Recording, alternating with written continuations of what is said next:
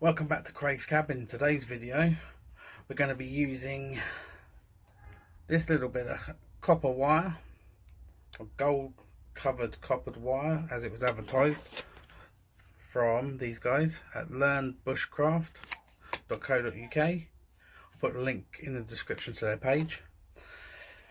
We're going to use this bit of wire to make a little wire snare. Now if you're out and you need to survive and you need to catch something for you to eat, you'll be able to make up a little wire snare.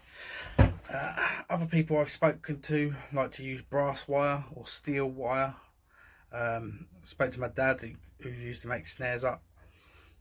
It was taught by some poacher guy, he was telling me, but he still had problem with brass snapping when he's catching rabbits, so he would recommend steel wire. But this is much more malleable, easier to use, and the only reason you should need a tool is to cut it. But then again, if you bend it backwards and forwards, it should snap anyway, but still be able to take the strain of a constant pressure. Alright, so let's jump into this. First thing you want to do is make a little loop.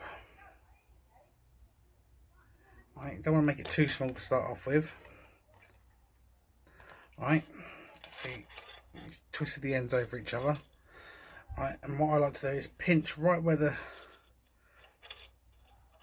is, feed it through like that, so that the ends meet almost. Very tiniest bit. I don't know if you can see it sticking out my fingers there. Right, and then twist both of them together. Instead of twisting one around the other, twist them both around each other, and then keep moving your fingers up,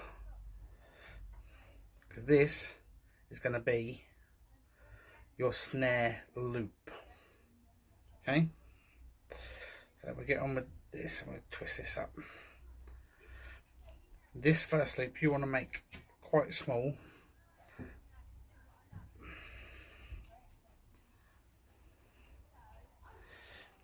but you want to have it twisted as much as you can to make it small enough to make a little loop for the snare.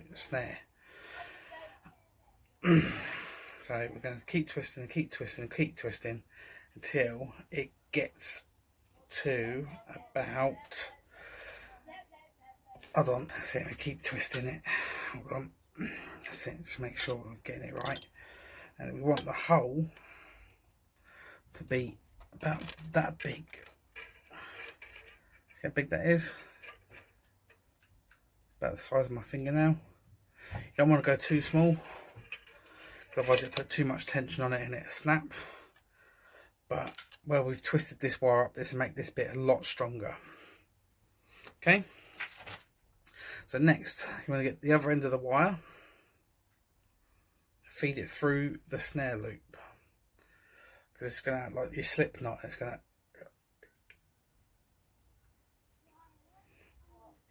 pull tight, and as they're pulling away, it's going to pull tighter and tighter. So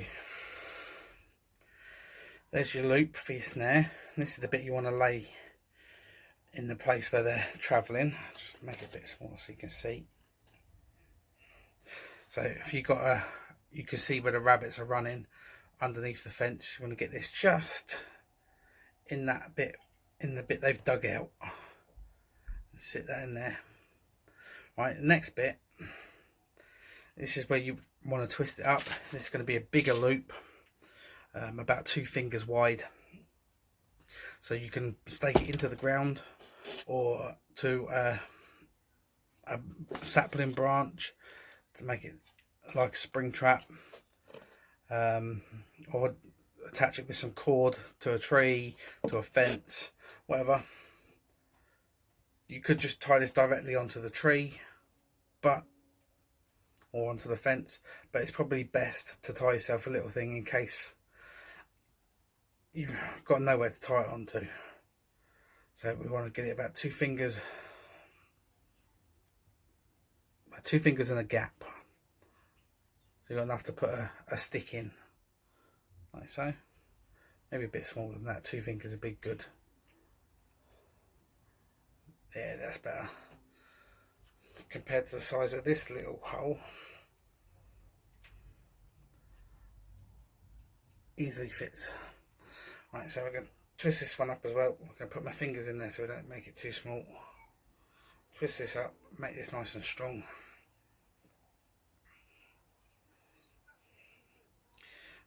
Okay, twisty, twisty.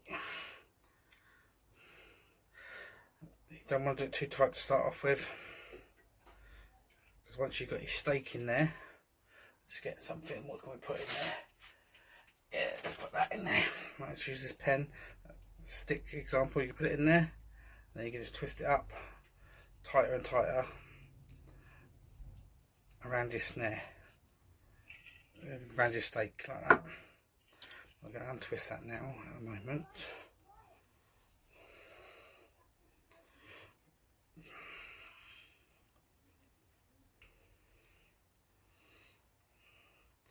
So just twist this a little bit more back up. So there we have it, one wire snare. You attach that to your stake or your sapling, hang that, bury it a little bit in where they're going to run. As they come through, the heads will come through, and then the body will catch that, drag it, and there you go, you caught your prey, and that means you're eating. So you ever get stuck, a bit of wire, piano wire I've heard is good as well. You don't want to go bigger than 24 gauge.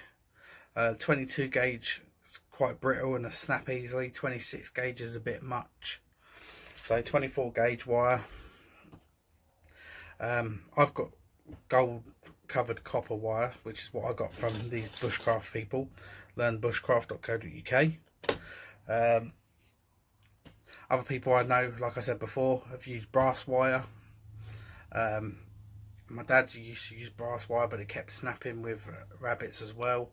He recommends to use galvanized steel wire, less chance of it breaking under pressure. So yeah, one snare. You shouldn't just lay these as traps just for catching pests. This is just a means to an end. If you are starving, there's animals about it, you need to eat, catch yourself something with a snare. Go through, boom, oh, caught, strangles itself. There is a downside. You might come back and the prey might be alive, and obviously because it's scared, it's trapped, it's going to be angry, it's going to try and bite you, you're going to have to dispose of it. Or other downside is a bit more gruesome. If the wire doesn't give way and the animal doesn't give in, they keep pulling tighter and tighter, and this stuff's like cheese wire. It will cut the head off. It will come straight through, dun, dun, dun, but no problem, and then you have animal with its head half hanging off or completely off. But there we go, one wire snare. Have fun. That's a thumbs up from me. Stay safe.